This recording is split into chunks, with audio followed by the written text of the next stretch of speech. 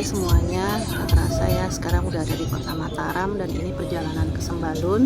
Dari Lembar ke Sembalun itu ditempuh dalam waktu 2 jam perkiraan ya. Tapi nggak akan bosan kok karena disuguhin pemandangan-pemandangan yang bagus banget. Penerbangan gua udah kosong.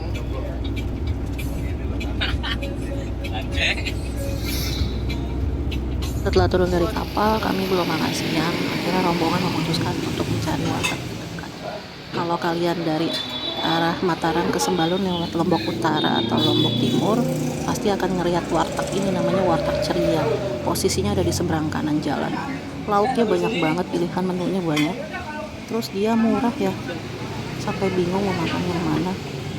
Ini makan 2 lauk, nasi, terus es teh manis sama sayur, total 25.000.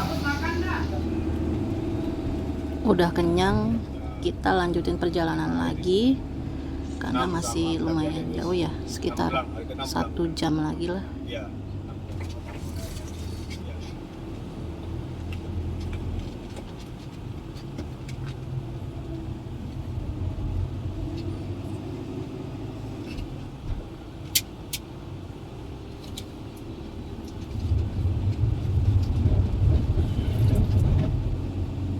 Selama perjalanan tuh saya kayaknya kurang tidur deh. Habis gimana ya, mau tidur juga nggak bisa karena sayang kalau ngelewatin pemandangan yang bagus kayak gini. Nanti kita akan ngelewatin nih, di sini banyak banget monyet-monyet liar di pinggir jalan. Monyet liar tapi tidak seliar hatimu, Cailah.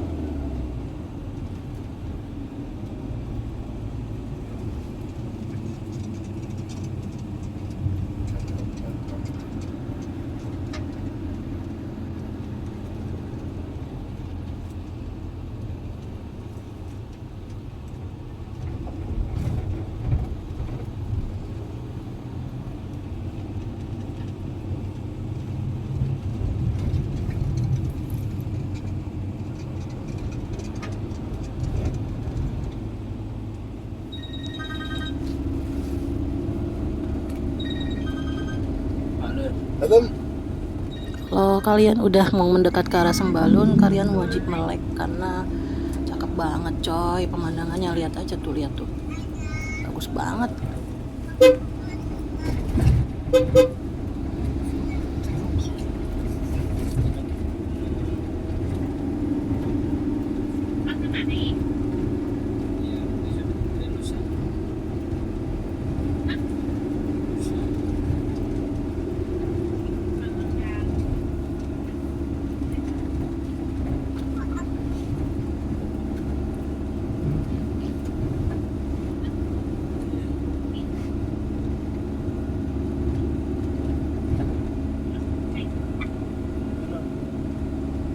Karena udah nggak bisa nginep lagi di base camp resort, jadi kalian wajib mencari homestay. Homestay itu sekitar 35.000 sampai 50.000 per malam per orang. Staynya rumah-rumah warga sih yang biasa dijadiin homestay. Nyaman kok, ada air panasnya juga. Awalnya kami agak kesulitan nyari-nyari, tapi akhirnya SKSD nanya beberapa orang di sekitar situ. Ceritanya ini keesokan harinya ya. Ini hari full dimana kami istirahat. Sebelumnya juga kemarin istirahat sih, cuman makan tidur aja. Kami mau melakukan medical check up yang diperlukan. Nah, lokasinya ini ada di seberang base camp resort. Itu biayanya 25.000 per orang dan harus dilakukan H-1. Ini nanti suratnya ini harus dibawa pasti maksi. Nah, ini adalah tanggal kami berangkat untuk muncak. Ini kami lagi siap-siap. Ini rumah guide yang kami sewa 50.000, rumah warga namanya Pak Gega. Dan dari saya untuk kalian yang sedang packing, untuk logistik kalau bisa ditaruhnya posisinya di atas aja. Nah, ini perkenalkan partner in crime saya salah satunya. Salah satu alasan kenapa harus taruh di atas karena nanti akan ada pengecekan pas kita semaksi. Jadi nggak usah rapi-rapi dulu untuk logistiknya karena ini akan dibongkar juga sih. Nanti pas di sana baru ditata ulang lagi. Sekitar jam 6 kita keluar terus nyari warteg yang buka untuk beli nasi bungkus buat makan di atas. Ini jam 6 atau jam 7 ya? Kayaknya masih jam 6-an deh. Cakep banget kan pemandangannya. Jam 6 deh dan benar masih tutup, belum buka. Ya by the way, untuk kantor bukanya jam 7 dan pendaftaran pendakian paling lambat itu jam 1 siang ya guys. Jadi kalau udah lewat jam 1 siang itu nggak akan diterima atau nggak ada orang. Jangan lupa nanti siapin e-tiketnya yang ada di aplikasi Irinjani yang kalian sudah booking H-2, terus yang sudah kalian bayar juga sebesar Rp35.000. Nah, ini kantornya udah buka, kalian ikutin aja step-stepnya yang ada di layar. Itu harus disiapin KTP, barcode, sama surat medical check up. Kalau bisa barcode-nya langsung di screenshot aja. Jadi kalian tuh nggak usah susah-susah buka aplikasi Irinjani lagi. Tinggal tunjukin terus di scan. Hilang Pak. Udah.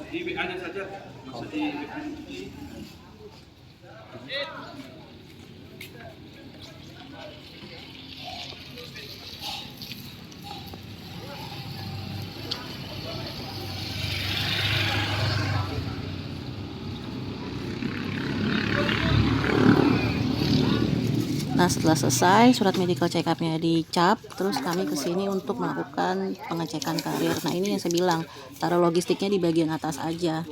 Nanti ini di datanya per grup ya, karena kami bertiga, jadi logistik itu yang buat kami bertiga nanti. Dijembrengin tuh satu-satu makanannya. Kalau per grup ditanya nanti siapa ketua grupnya, kalau open trip atau agent itu kalian sih nggak usah kayak gini, tinggal leha-leha aja. Udah kelar, kami langsung OTW kandang sapi. Kandang sapi bisa naik ojek atau pick up. Karena kami bertiga, akhirnya kami memutuskan untuk sewa pick up. Kalau naik ojek bisa langsung dari base camp resort ke pos 2 atau ke kandang sapi.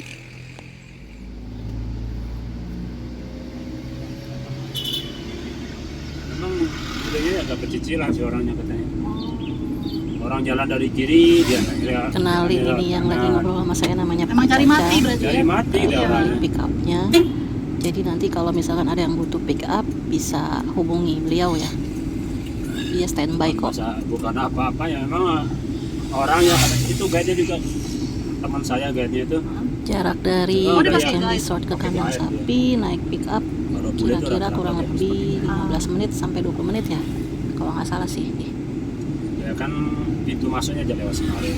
Apa lewat Semarang. Kalau untuk paketnya dia melalui Senaru. Oh, Gitu.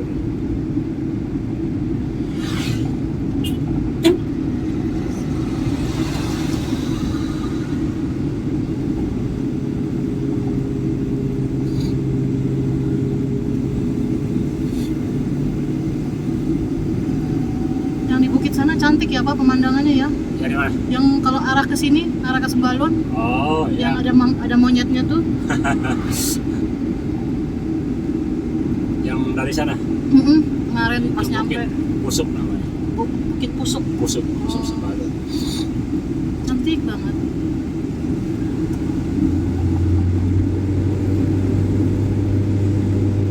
Kemarin sih Pak Gagang ngomong sama saya, coba samperin tamunya, mungkin dia mau jalan-jalan. Tapi pas ke sana nggak keluar, saya tanya sama istrinya, mana tamunya? Itu lagi istirahat kan. Mungkin capek pikir saya. Kemarin saya ke sana, kemarin siang, Iya. mungkin capek, biarin aja dah. Untuk persiapan. Seharian kagak kemana-mana. Tanya kan kalau dia mau jalan-jalan gitu kan, saya Pak Gagang yang ngomong, awak tanyain dia mau jalan-jalan daripada jenuh di rumah gitu kan. Ya udah nggak apa-apa, terus saya kesana tanya sama istrinya kemarin siang itu, mana tamunya? Itu ada di dalam mungkin tidur kan.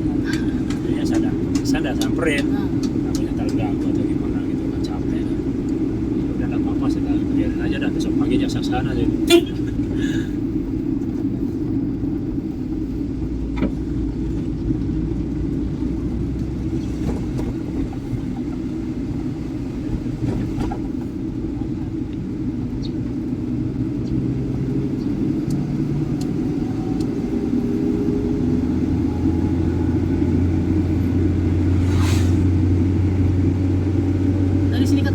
berapa jam?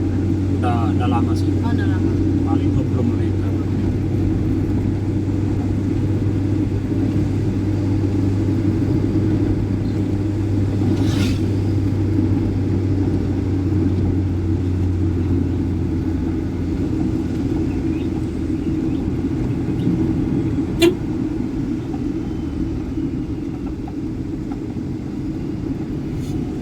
Ini baru pertama kali kerja nih kan? Iya. Udah pernah. Belum pernah. Belum pernah naik gunung. Pemula langsung Iya, kerja nih. pemula. Ada. Sebenarnya saya nggak ada Kalau itu niatan kan buat- biasanya mana hidupnya itu di tempat-tempat yang tidak pernah terkena sinar matahari kan, Oh iya iya lembab. yang lembab-lembab gitu. Nah, kalau di jalur Senaru itu treknya itu di sana tuh hutan. Oh. Jadi kalau seandainya mbaknya mau seandainya lewat Senaru nih, seandainya lewat Senaru, begitu dari pintu Rimba itu atau di gate-nya itu sampai ke pos 3 itu enggak ketemu sapana, hutan terus ketemunya. Itu perjalanannya itu Jadi selain Sembalun, Torean, pintunya Savana, terus apa lagi Pak? Torean, Senaru, Aibri, Senaru, Aibri.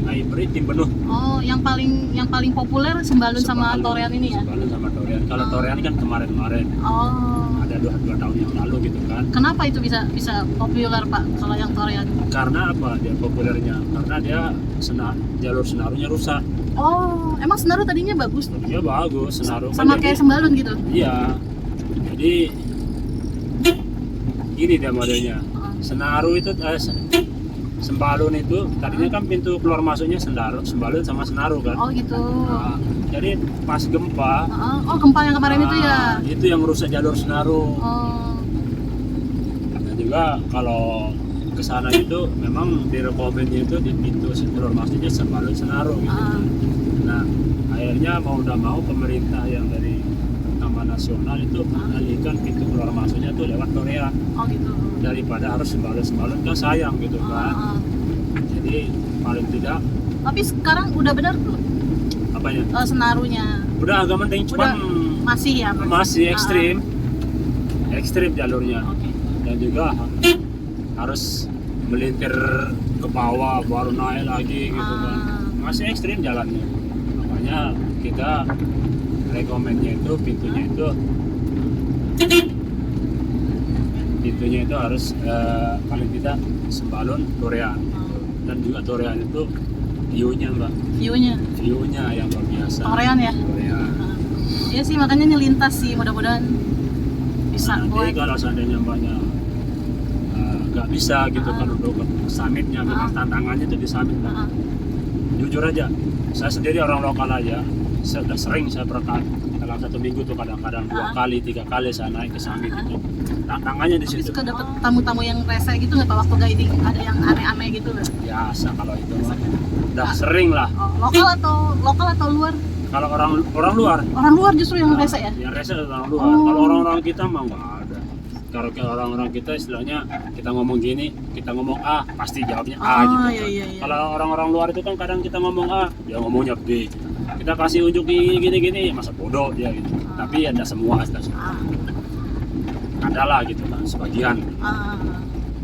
Yang Ya namanya, songong ya, songong. namanya watak masing orang-orang kan beda-beda gitu kan, beda negara beda wataknya gitu kan.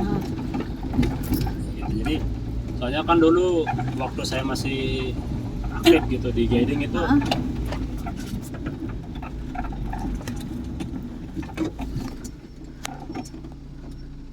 Itu nomor telepon Bapak di WA berapa yang mau booking pick up? Oke, siap. Nanti tolong infoin ke saya ya. Oke, ngombe. Arah Bro 2 dengan Bro ini nyampah. Ibu Pia. Ngecek kesehatan pepat ini.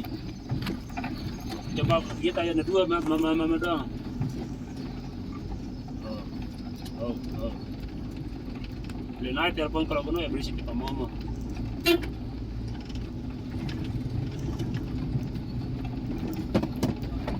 Biasanya kalau orang-orang Asia itu ya rata-rata semua watak mereka tuh sama. Nah, ini udah Sama, masuk sama. area kandang Iya, sapi. beda sama orang Eropa. Kalau Nah, itu Eropa itu base camp untuk bisa ojeknya. dibilang beda negara, beda watak gitu. Kalau untuk Kalau Asia berapa yang lama? naik ojek akan diturunin di situ nanti, terus nanti sambung lagi untuk ojek yang Tambahan ke ya. pos 2-nya karena beda motor.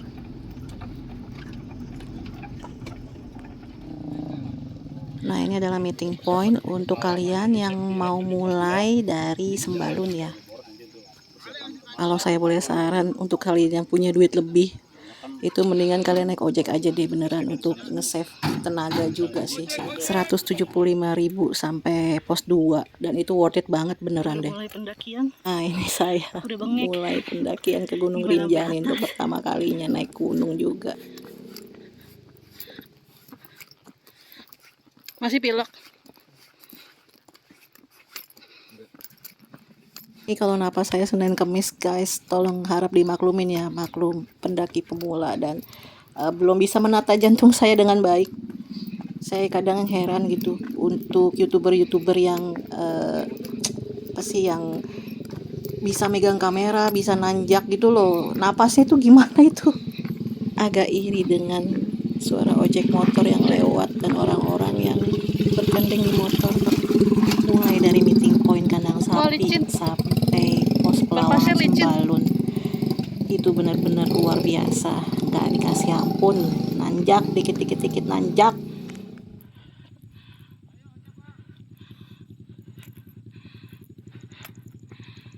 Saya agak bermasalah dengan sepatu yang saya pakai karena ini sepatu rental, jadinya nggak nyaman di kaki dan ukurannya juga nggak sesuai. Masih aman, saudara-saudara. Mau lanjut pos 2. Pos 2.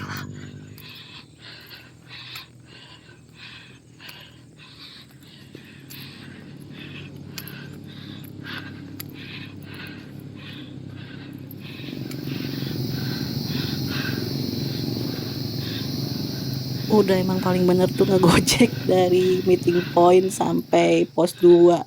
Ini cuman karena sok-sokan pengen biar kayak anak gunung, pengen kayak ngerasain lah jalan kaki dari start 0 sampai pos 2 gitu, yang ada bengek.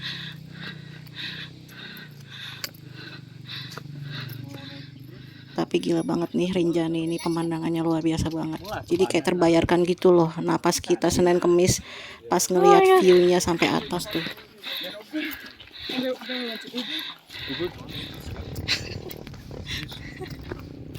Ada yang malu.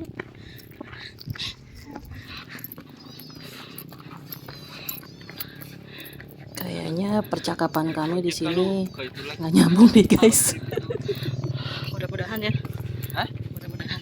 Selama perjalanan dari meeting point sampai pos 2 itu banyak banget jebakan Batman, yaitu tai sapi bertebaran di mana-mana. Penyesalan memang datang belakangan kalau duluan namanya pendaftaran ojek. Oh, ojek dilema. Ojek apaan sih dia? Oh, gua kayak orang budak ya.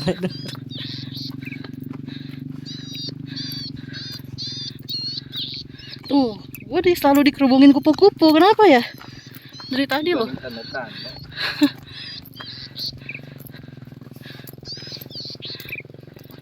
Kok lu yakin sih?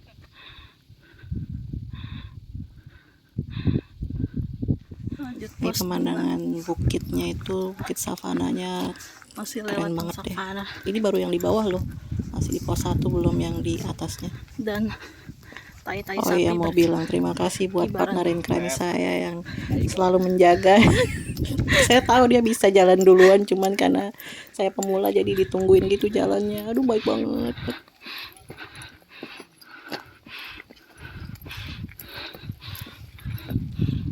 Akhirnya sampai juga di pos 2. Yeay.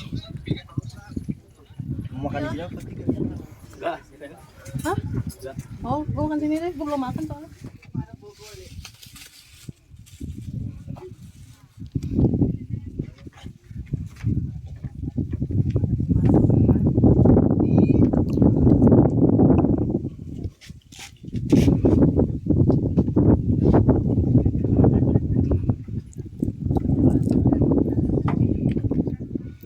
Udah selesai istirahat, makan siang, Lanjut lagi perjalanan. Oh ya, by the way guys, nanti di pos 2 tuh kalian akan ada pengecekan lagi. Nah, pengecekannya itu tuh lihat ada rumah. Nah, itu kalian ke situ terus nanti memperlihatkan surat medical check up yang sudah dicap tadi waktu registrasi.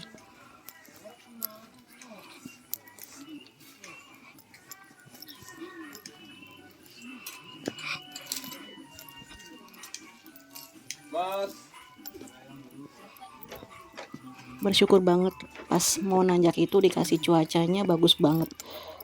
Cuman pas posisi di pos 2 mau ke pos 3 itu cuaca mulai anyang-anyangan ya.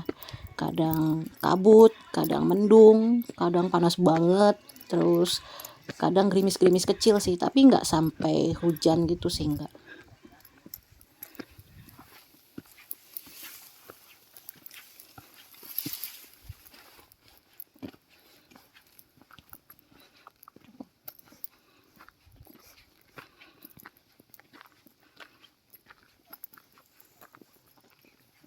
Kadang pas lagi capek banget pada saat itu suka mikir dalam hati, ngapain sih lu capek-capek begini, apa yang lu kejar, apa yang lu harapin gitu. Cuman pas kalau udah ngelihat pemandangan yang dikasih itu di depan mata, itu buyar semuanya, pemikiran-pemikiran yang toksik tadi itu buyar. Polisi mati.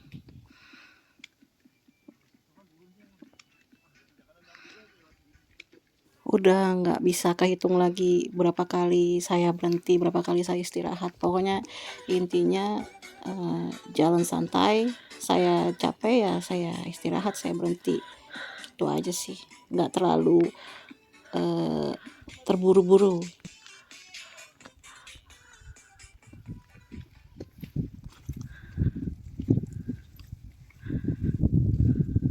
Gokils banget pas ngelihat pemandangan kayak gini setelah kita capek-capek nanjak itu, kayak ada perasaan gimana gitu. Cantik banget view-nya. Terus ini tuh mirip banget kayak di luar negeri ya, kayak di New Zealand mungkin ya, mirip-mirip kayak gitu. Sabananya terpampang luas. Itu mana? Lewat atas sih dia. Lewat atas. Si bapak. Oh itu. Kalau info dari guide atau porter yang saya ajak ngobrol, katanya semenjak gempa jadi banyak trek yang berubah ya. Terus jadi harus buat jalur lagi lah.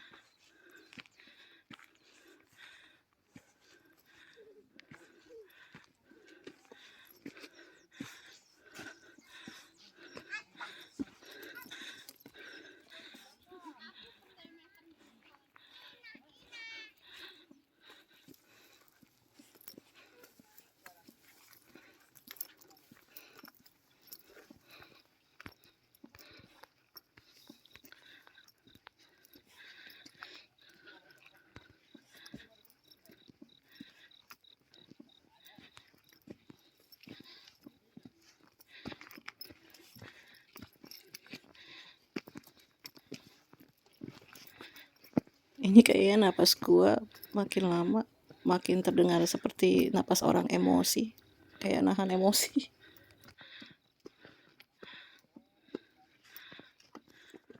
Ini tuh capek banget, capek maksimal, lelah banget, tapi nggak pengen nyerah. Gimana ya rasanya itu? Ya gitu deh. Setiap berhasil ngelewatin pos board gitu, misalkan pos 1, pos 2 itu ada perasaan yang luar biasa banget, kayak achieve sesuatu gitu loh. Para pria-pria ini secara nggak langsung memberi saya semangat, dan mereka langkah kakinya cepat sekali.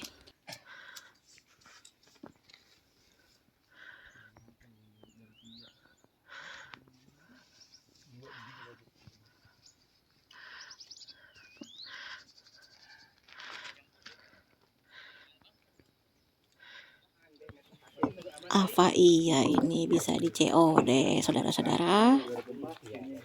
Dari pos 3 ke pos 4 itu udah gak ada tenaga lagi buat megangin handphone, jadi gak bisa ngambil footage banyak sih. kondisinya udah mulai benar-benar udah sangat lelah. Cuma sekarang lagi airnya udah nggak ada katanya.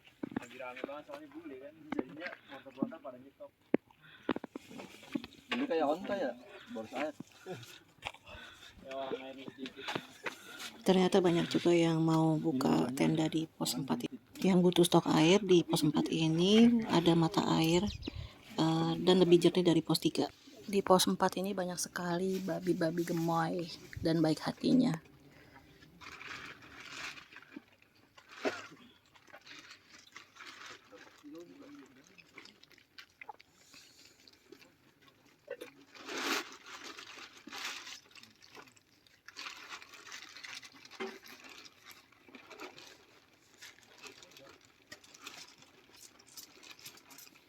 Karena ada satu kejadian yang tidak direncanakan, jadi akhirnya satu tenda diisi 4 manusia.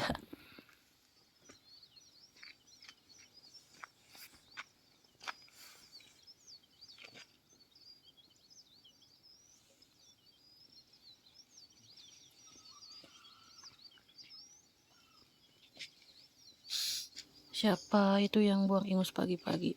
Tapi pemandangannya gila banget sih ini, sumpah. Sunrise-nya tuh cakep banget.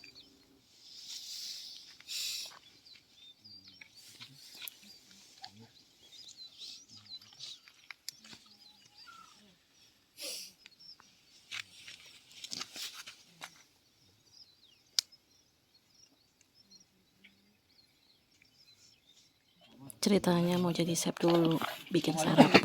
Anak buahnya chef dulu nih, kenalin. Yalah, si paling chef. Cewek itu di mana-mana sama ya. Kalau tiap kita masak, entah itu enak atau enggak, tapi habis, itu rasanya seneng banget.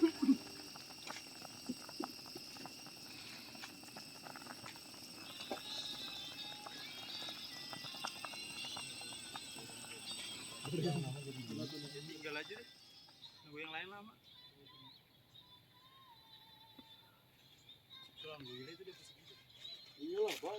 Ini siap-siap mau lanjut ke pos Pelawangan. Yang lain mah kayaknya udah pada naik nih. Cuman kita doang yang masih leye-leye. Emang dasar pemalas.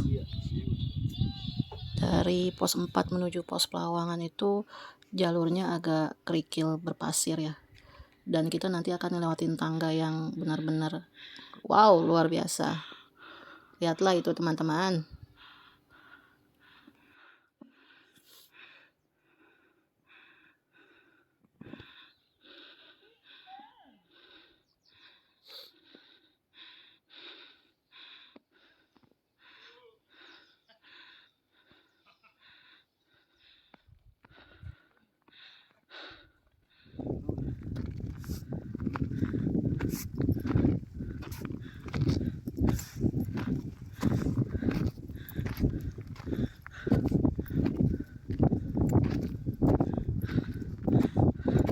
Akhirnya nyampe juga di pos Pelawangan.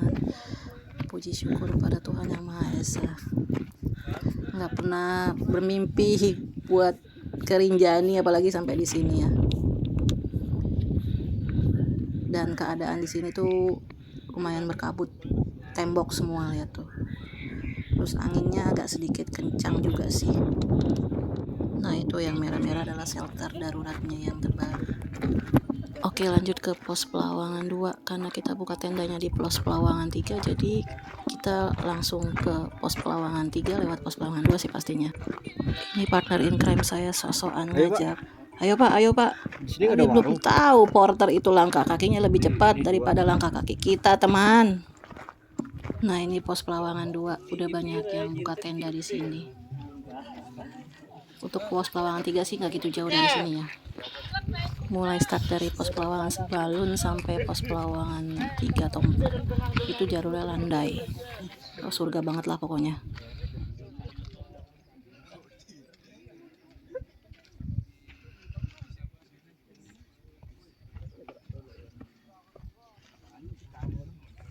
Itu dia si Gunung Rinjani, puncaknya lagi ketutup sama awan.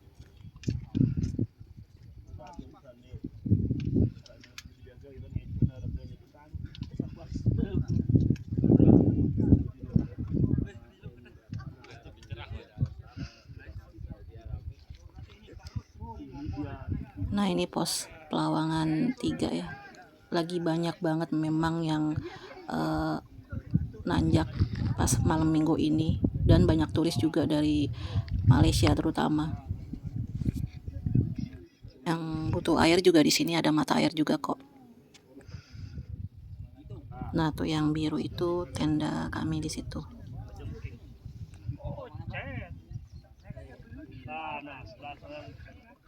Yang buka tenda di sini dan memuncak itu diwajibkan ada 1 orang yang ngejaga ya. Kalau kalian pengen barang-barang kalian nggak hilang, soalnya kalau udah jam 8 atau 9 pagi ke atas itu monyet banyak banget. Segara anaknya belum kelihatan, tembok semua. Apa itu?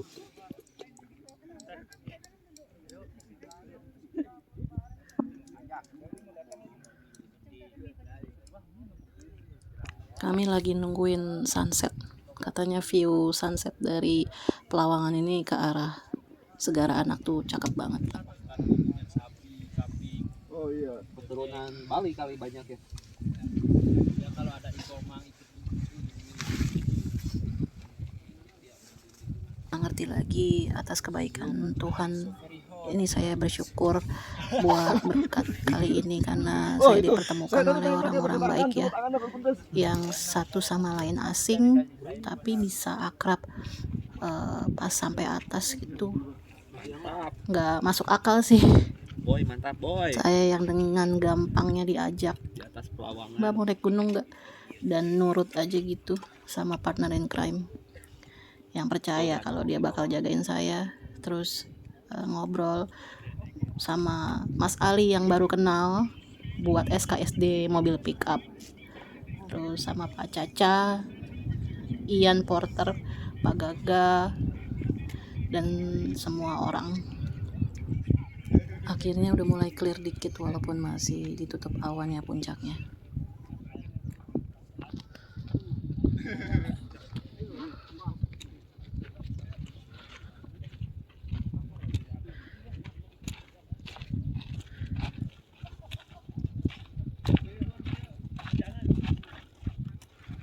Sunset dan sunrise di Rinjani itu wow sekali lah pokoknya.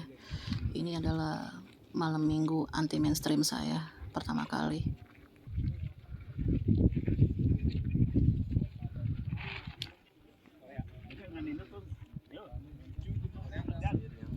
Dingin dingin sikap dia. Dalam cakep. Ini kita jalan kemana? Sini. Itu punggungannya dong.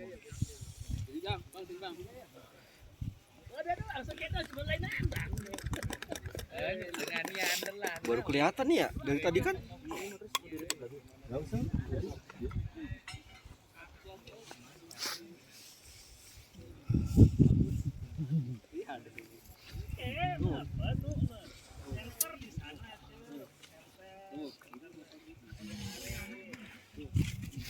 Ivory. Kamera HP lu bagus gak? Boleh nggak gue lempar ke sana?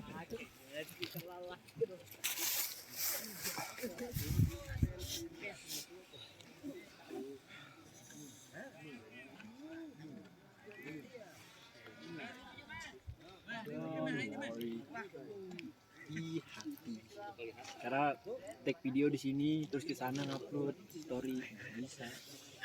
Di sana ada sih. 1, 2, 3. Set. Ya udah kecil ya. 1. Itu tukang foto profesional. Ceritanya udah next day ya guys. Jadi saya dan Ian, guide yang dipakai salah satu teman saya itu bertugas menjaga tenda ya dari monyet-monyet. Karena target saya dari awal itu memang cuma sampai pos Pelawangan 3 aja sih, nggak muncak. Kenapa nggak muncak? Karena memang mungkin karena dari sepatu juga ya udah nggak nyaman. Jadi saya nggak mau memaksakan kan. Jadi pelajaran yang bisa dipetik hari ini adalah ketika kalian mau menjalankan sesuatu yang lumayan memakan fisik, lumayan berat, ya harus benar-benar dipersiapkan dari peralatan sampai fisik kalian. Mungkin next time saya akan ke Rinjani lagi untuk muncak di atas. Segara Anak pagi ini terlihat indah sekali, cerah. Cuaca pagi ini cerah banget soalnya.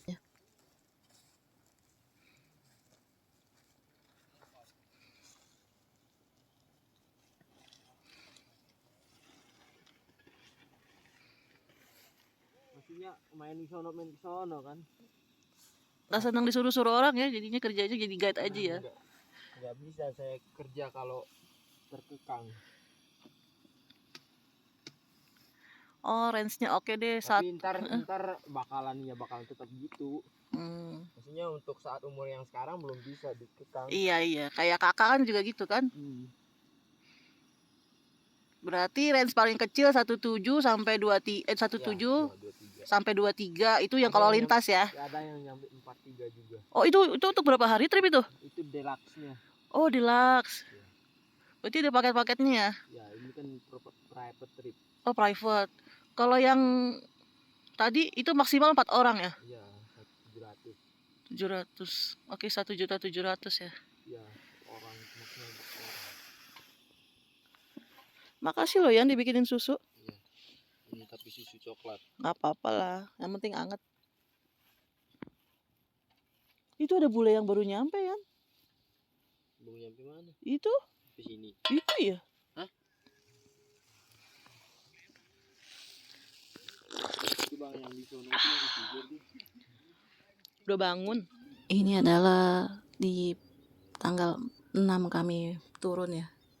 Karena kehabisan daya di power bank, jadi menghemat untuk pengambilan video. Dan karena time limit kami juga udah habis, jadi kami harus segera check out.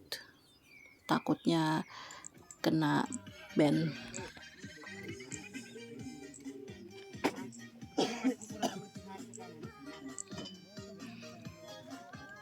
Turun bareng rombongan turis-turis dari Malaysia.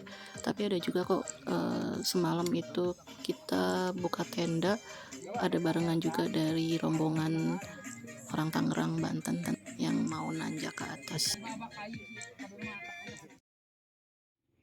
Setelah kehabisan baterai di handphone, ini kami udah tanggal 7 September, kami berencana untuk pulang naik Damri. Tarifnya 50.000 per orang.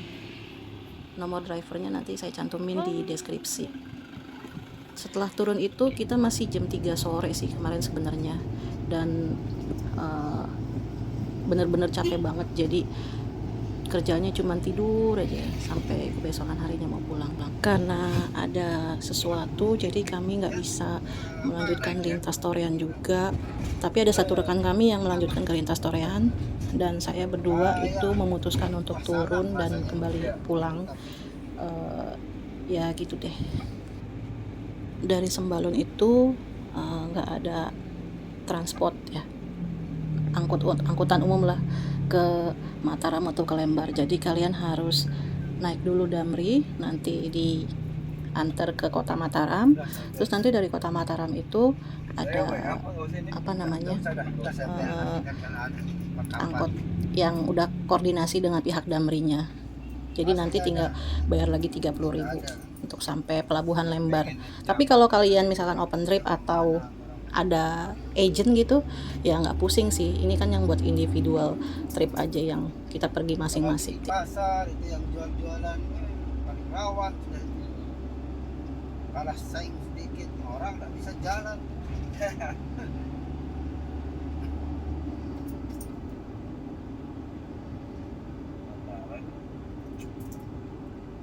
Nah ini kita naik angkot yang tadi sudah koordinasi dengan driver Damri, terus diantar, berasa kayak private angkot sih jadinya sih. Terus nanti ditanya sama drivernya, sama supirnya, kapal apa, kapal jam berapa. Nanti mereka tuh udah hafal gitu. Nanti terus ditawarin lagi mau makan dulu atau gimana. Ya gitu deh.